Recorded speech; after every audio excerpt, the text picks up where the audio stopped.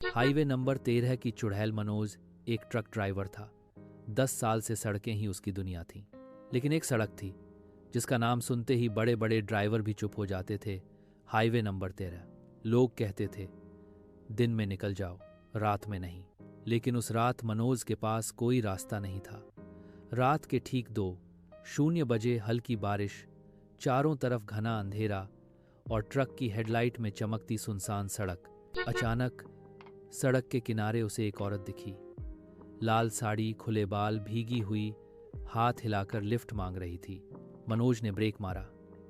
इतनी रात को? मनोज ने पूछा। औरत ने सिर उठाया।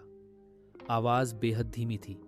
मुझे आगे छोड़ दीजिए, यहां रुकना ठीक नहीं। मनोज ने दरवाजा खोल दिया। जैसे ही औरत ट्रक में बैठी, अंदर की हवा ठंडी हो गई। रेडियो अपने आप बंद हो गया। कुछ मिनट तक बिल्कुल खामोशी। फिर औरत बोली, क्या आपको पता है इस ट्रक में आप अकेले नहीं हैं? मनोज का दिल तेज धड़कने लगा। मतलब? औरत मुस्कुराई। आपसे पहले भी इस सीट पर एक ड्राइवर बैठा था। मनोज ने झटके से ब्रेक मारा। पीछे देखा, सीट खाली थी। औरत गायब। घबराया हुआ मनोज ट्रक दौड़ाता हुआ सीधे अगले टोल प्लाजा पर पहुंचा।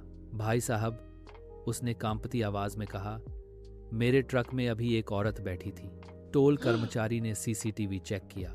स्क्रीन देखते ही सबके चेहरे उड़ गए। वीडियो में साफ दिख रहा था मनोज के ट्रक में एक औरत बैठी थी।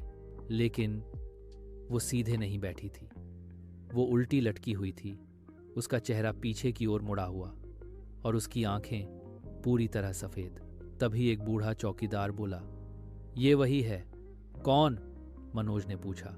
बूढ़ा बोला, हाईवे नंबर 13 की चुड़ैल। उसने बताया 20 साल पहले यहीं जंगल के पास एक तांत्रिक रहता था। उसने सिद्धि पाने के लिए एक जवान लड़की की इसी हाईवे पर बलि दी थी। लड़की मरी नहीं, वो कुछ बन गई। उसकी आत्मा अब इसी सड़क से बंधी है। वो अकेले ट्रक ड्राइवरों को लिफ्ट मांगती है। जो डर जाए वो बच जाता है, जो उसे इंसान समझ ले वो लौट कर नहीं आता। मनोज ने राहत की सांस ली। लेकिन तभी उसके मोबाइल पर एक मैसेज आया, तुमने मुझे बैठाया था, अब अगली रात ड्राइव मेरी होगी। अचानक ट्रक का इंजन अपने आप स्टार्ट हो गया। हॉर्न बजा, लेकिन सड़क पर कोई ट्रक नहीं दिखा।